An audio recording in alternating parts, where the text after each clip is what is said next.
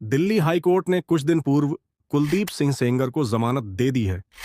ये वही व्यक्ति हैं जिन पर 3 हत्या एवं नाबालिग लड़की के बलात्कार का मामला है। यह रिपोर्ट किसी आरोपी का बचाव नहीं करती। यह रिपोर्ट किसी पीड़िता के दर्द को कमतर नहीं आंकती। यह रिपोर्ट केवल अदालती रिकॉर्ड, आधिकारिक दस्तावेज, बयानों में विरोधाभास और जांच की दिशा पर आधारित है। कानून के अनुसार हर व्यक्ति को निष्पक्ष सुनवाई और अपील का अधिकार है। आपका स्वागत है जयचंद मीडिया चैनल पर। कुलदीप सेंगर मूल रूप से फतेहपुर के रहने वाले थे, मगर वह अपने ननिहाल उन्नाव में रहते थे। उनके नाना की कोई संतान नहीं थी, इसीलिए उन्होंने कुलदीप को अपने यहां रख लिया था। कुलदीप कुल 4 भाई थे, जिनमें से 2 भाइयों की मृत्यु हो गई है। वर्तमान में कुलदीप और उनके भाई अतुल जीवित हैं। अतुल भी फिलहाल हत्या से जुड़े मामले में जेल में है। कुलदीप सिंह की राजनीतिक पृष्ठभूमि समझने से पहले उन्नाव जिले को समझना जरूरी है। उन्नाव जिला उत्तर प्रदेश के 2 प्रमुख शहर लखनऊ और कानपुर के बीच स्थित है, जिससे यह राजनीतिक और प्रशासनिक दृष्टि से रणनीतिक महत्व रखता है। कुलदीप ने 1982 में राजा शंकर सहाय इंटर कॉलेज, उन्नाव से इंटरमीडिएट किया। उन्होंने 1987 में राजनीति में कदम रखा और मखी गांव के प्रधान चुने गए। 1987 से 2002 तक वे कांग्रेस के साथ जिला स्तर की राजनीति में सक्रिय रहे। 2002 से उनके विधायक बनने का सफर शुरू हुआ। उन्नाव जिले में कुल 6 विधानसभा क्षेत्र हैं: बांगरमऊ, भगवंतनगर, मोहन, पूर्वा, सफीपुर और उन्नाव सदर। 2002 में कुलदीप उन्नाव सदर से बसपा विधायक चुने गए। यह पहला मौका था जब बसपा ने यह सीट जीती। 2007 में वे बांगरमऊ से सपा टिकट पर विधायक बने और 2012 में भगवंतनगर से पुनः सपा विधायक चुने गए। 2017 में सपा से टिकट न मिलने पर वे भाजपा में शामिल हो गए और बांगरमऊ से विधायक बने। जिले की 6 में से 3 अलग अलग अनारक्षित सीटों से जीत उनके प्रभाव को दर्शाती है। 2017 में कुलदीप पर नाबालिग लड़की के बलात्कार का आरोप लगा। 2018 में पीड़िता के पिता पप्पू सिंह की हत्या तथा बाद में पीड़िता की मौसी और चाची की हत्या करवाने में भी उनका नाम सामने आया। उन्नाव मामला केवल एक आपराधिक मुकदमा नहीं रहा, बल्कि ऐसा प्रकरण बन गया जहां अदालत के बाहर निर्णय पहले हो गया और अदालत के भीतर सबूतों की परीक्षा बाद में हुई। टीवी स्टूडियो से लेकर सोशल मीडिया तक एक ही नाम गूंजता रहा: कुलदीप सिंह सेंगर। लेकिन सवाल यह है कि क्या पूरे मामले को उसी क्रम में देखा गया जिस क्रम में घटनाएं हुईं? पहला मामला जून 2017 का गैंगरेप केस था। इस मामले की शुरुआत कुलदीप सिंह सेंगर से नहीं हुई थी। जून 2017 में दर्ज पहली एफआईआर में नरेश तिवारी, शुभम सिंह और ब्रजेश यादव के नाम थे। कुलदीप का नाम उस एफआईआर में नहीं था। लगभग 2.5 महीने बाद अगस्त 2017 में पहली बार कुलदीप सिंह सेंगर का नाम सामने आया। पीड़िता का आरोप था कि शशि सिंह, जो बाद में दोषमुक्त हुई, उसे नौकरी के नाम पर कुलदीप के पास ले गई, जहां उसके साथ दुष्कर्म हुआ। लेकिन कुछ ही दिनों बाद उसी शशि सिंह द्वारा फिर से नौकरी दिलाने की बात कही गई और उसी दौरान कथित गैंगरेप का आरोप लगाया गया। यहाँ एक बुनियादी सवाल उठता है कि यदि किसी स्थान पर किसी महिला के साथ अपराध हुआ हो तो क्या वह बिना परिवार को बताए रात के समय उसी व्यक्ति के कहने पर दोबारा वहां जाएगी? इस मामले का सबसे महत्वपूर्ण पहलू घटना का समय है। मीडिया को दिए शुरुआती बयान में समय शाम 6 बजे बताया गया।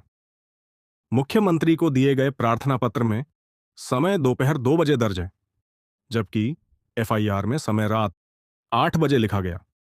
ध्यान देने वाली बात यह है कि रात 8 बजे ही वह समय था जब कुलदीप सिंह सेंगर कथित घटनास्थल के पास बताए गए, जबकि 4 जून 2017 को दोपहर 2 बजे वे घटनास्थल से लगभग 15 किलोमीटर दूर एक सार्वजनिक कार्यक्रम में मौजूद थे। इसी कारण एफआईआर में समय संशोधित किया गया। आपराधिक कानून का स्पष्ट सिद्धांत है कि अभियोजन पक्ष को आरोपी की मौजूदगी सिद्ध करनी होती है, लेकिन इस मामले में ट्रायल कोर्ट ने आरोपी से ही यह अपेक्षा की कि वह स्वयं यह साबित करे कि वह घटना स्थल पर नहीं था। यह न्यायिक प्रक्रिया का एक असामान्य मोड़ था। शशि सिंह, जो एक फौजी की पत्नी, महिला और मां हैं, को मीडिया ने पुरुष के रूप में प्रस्तुत किया। वे लंबे समय तक जेल में रहीं और बाद में अदालत द्वारा दोष मुक्त की गईं। जेल से लिखा गया उनका पत्र इस बात की गवाही देता है कि मीडिया ट्रायल किसी व्यक्ति को अदालत के फैसले से पहले ही दोषी ठहरा सकता है। इंटरव्यू और आधिकारिक बयानों में भी विरोधाभास सामने आया। एक इंटरव्यू में पीड़िता ने कहा कि पुलिस उसे मैक्सी से बचाकर लाई, लेकिन रिकॉर्ड के अनुसार नरेश तिवारी स्वयं पुलिस को सूचना दे रहा था। यदि अपहरण हुआ था तो आरोपी स्वयं पुलिस को क्यों बुलाएगा? यह प्रश्न बना रहा। रात 10 बजे पानी लेने निकलने और अचानक गाड़ी में बैठ जाने की कहानी बिना परिवार को बताए और बिना विरोध के ग्रामीण सामाजिक संरचना में कई सवाल खड़े करती है। घटना के बाद परिजनों ने पीड़िता का विवाह शुभम सिंह से कराने की मांग रखी। कॉल रिकॉर्ड के आधार पर कहा गया कि शुभम बात करता था, लेकिन जांच में सामने आया कि फोन शुभम का था और कॉल नरेश तिवारी कर रहा था। शुभम उस समय बीटेक का छात्र था और कथित समय पर कॉलेज में मौजूद था। इसी आधार पर उसे हाईकोर्ट से जमानत मिली।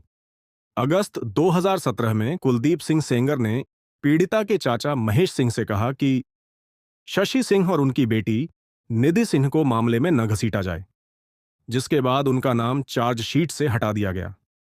इसके बाद ही कुलदीप पर आरोप लगाए गए। महेश सिंह पर पहले से मारपीट, गंभीर चोट और हत्या सहित कई आपराधिक मुकदमे दर्ज थे। बावजूद इसके मीडिया में उनकी छवि एक असहाय रिश्तेदार के रूप में प्रस्तुत की गई। महेश सिंह ने वर्ष 2000 में प्रधानी चुनाव के दौरान कुलदीप के भाई अतुल सिंह पर जानलेवा हमला भी करवाया था, जिससे पुरानी रंजिश सामने आती है। महेश सिंह पर 20 से अधिक मुकदमे और पीड़िता के पिता पप्पू सिंह पर लगभग 28 मुकदमे दर्ज थे, जबकि कुलदीप के चुनावी हलफनामे में केवल 2 कमजोर धाराओं के मुकदमे दर्ज थे, जो आमतौर पर जनप्रतिनिधियों पर लगाए जाते हैं। पीड़िता ने आरोप लगाया कि उसे कई लोगों ने बेचा और कई बार दुष्कर्म हुआ, लेकिन न पुलिस और न ही सीबीआई ने अन्य आरोपियों की तलाश की। मामला धीरे धीरे केवल एक नाम तक सीमित कर दिया गया। मेडिकल सबूतों की भी कमी रही। घटना की सूचना और एफआईआर देर से दर्ज होने के कारण कोई ठोस फोरेंसिक सबूत जैसे डीएनए या सीमन नहीं मिला। पूरा केस गवाहों के बयानों पर आधारित रहा। हाई कोर्ट ने कहा कि ऐसे मामलों में गवाहों की विश्वसनीयता की गहन जांच आवश्यक होती है, जो निचली अदालत ने पर्याप्त रूप से नहीं की। पीड़िता की उम्र को लेकर भी संदेह उत्पन्न हुआ। ट्रायल कोर्ट ने उसे नाबालिग मान लिया, लेकिन हाई कोर्ट ने पाया कि उम्र साबित करने वाले दस्तावेजों की ठीक से जांच नहीं की गई। रिकॉर्ड पर 3 अलग अलग दस्तावेज मौजूद थे: school transfer certificate, admission register और मेडिकल ऑसिफिकेशन टेस्ट, जिनमें अलग अलग जन्म तिथियां थीं। स्कूल रिकॉर्ड में जन्म तिथि काटकर बदली गई थी। मेडिकल रिपोर्ट के अनुसार पीड़िता घटना के समय 18 वर्ष से अधिक उम्र की थी।